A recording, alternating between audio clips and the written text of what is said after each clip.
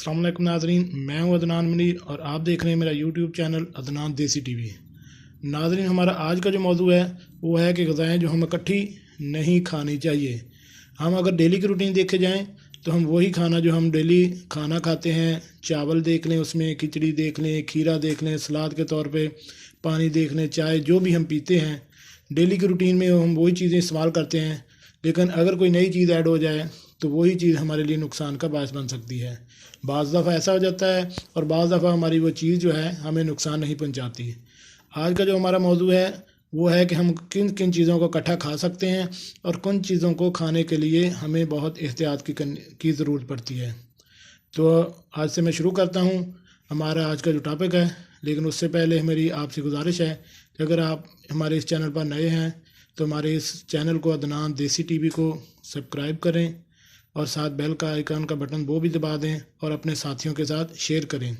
और हमारी अगर ये वीडियो आपको अच्छी लगे तो इसको लाइक भी कर दें। और अगर किसी किस्म का इसमें आपको अच्छी ना लगे या कोई अगर आप इसमें कोई मशवरा देना चाहें तो कमेंट बॉक्स में मुझे आप कमेंट भी कर सकते हैं। तो जो चलिए नाज़रीन शुरू करते हैं। सबसे पहले है कि दही को गर्म रोटी के साथ या किसी भी गर्म चीज़ के साथ कभी नहीं खाना चाहिए। इसके बाद है कि पानी मिला दूध और घी, ये भी कभी इस्तेमाल नहीं करना चाहिए। खीरा और खिचड़ी, इन दोनों को कभी भी इकट्ठा नहीं खाना चाहिए। घी और शहद हम वज़न, यानी अगर आप घी और शहद लेते हैं या पीते हैं तो इनको हम वज़न कभी भी ना लें। कम मकदार में हो जाए, घी और शहद जो है कम मकदार में, इन दोनों में से किसी एक मकदार कम हो वो इस्तेमाल करें। पानी और शहद जो है वो भी हम वज़न इस्तेमाल नहीं करना चाहिए। इसके साथ आगे है कि कांसी या तांबे और पीतल के बर्तन में कई दिन का रखा हुआ घी या तेल यानी कुकिंग ऑयल जो है वो इस्तेमाल नहीं करना चाहिए। दूध के साथ सिरका, इंजीर, गोश्त, मछली, इमली, अखरोट, लीमू और जामन, ऐसी कोई भी चीज़ जो है वो दूध के साथ आप इकट्ठी इस्तेमाल नहीं कर सकते। इसके साथ है कि शरबत या ठंडे पानी के साथ चाय या चाय के बाद शरबत, ठंडा पानी, तरबूज और खीरा ये इस्तेमाल नहीं करने चाहिए। सिरका के साथ तिल ये इस्तेमाल नहीं करना चाहिए। तेल और बेसन के पकौड़े मना हैं, इनको बहुत कम इस्तेमाल करें या बिल्कुल भी ना करें। क्योंकि अगर आपको भूख लगी है, आप पकौड़े तेल या घी में जो बने हुए पकौड़े खाते हैं तो वो भूख को ख़त्म कर देते हैं और बाद औक़ात आपका मैदा भी ख़राब कर देते हैं। इसके साथ है कि तेल की बनी हुई चीज़ें और घी की बनी हुई चीज़ें ये इकट्ठी कभी नहीं खानी चाहिए।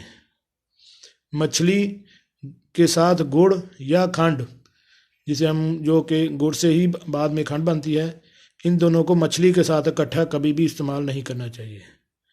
इसके साथ है मछली और शहद, इन दोनों को भी इकट्ठा कभी नहीं इस्तेमाल करना चाहिए।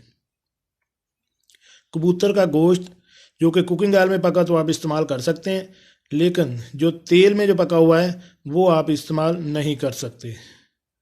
मछली और पानी के किनारे पर रहने वाले परिंदे जैसे मसलन कूंज वगैरह है, इनको आप इकट्ठा नहीं इस्तेमाल कर सकते। दूध और तेल की बनी हुई चीज़ें ये भी आप इकट्ठी इस्तेमाल नहीं कर सकते।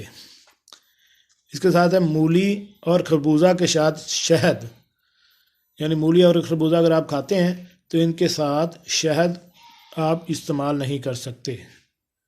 दूध में गुड़ मिलाकर आप इसको इस्तेमाल नहीं कर सकते। चाय में आप गुड़ का इस्तेमाल कर सकते हैं, लेकिन दूध में गुड़ का इस्तेमाल आप नहीं कर सकते। खरबूजा और दही, इन दोनों को कभी भी इकट्ठा इस्तेमाल ना करें। इसी तरह चावल और सिरका, इन दोनों को भी कभी इकट्ठा इस्तेमाल ना करें। इसके साथ है जी घी, चिकनी मिठाई, खटाई, खीरा के ऊपर पानी, शरबत या दूध की लस्सी, ये आप इस्तेमाल कभी इकट्ठा ना करें।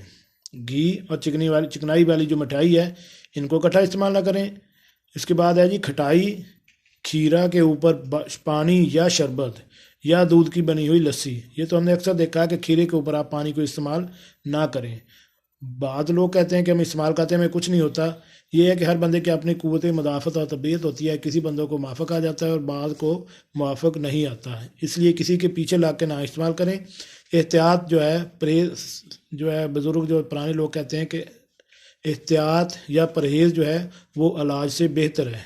बजाय आप देखें कि मुकाबला करें कि मैं देखता हूँ कि खा के मुझे कैसा आराम आ जाता है, उससे बेहतर है कि अगर आपको पता है तो आप इस्तेमाल ना करें। इसके साथ है गोश्त के साथ तिल, दूध, पनीर, सिरका और शहद, ये चीज़ें इस्तेमाल आप इकट्ठी ना करें।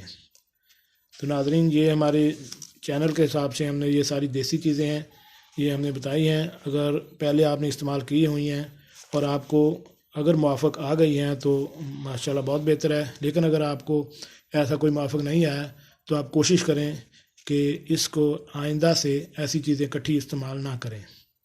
उम्मीद है कि आपको हमारा आज का चैनल बहुत अच्छा लगा होगा, हमारी ये वीडियो अच्छी लगी होगी। मिलते हैं नई वीडियो के साथ। अल्लाह हाफिज़। अस्सलामु अलैकुम।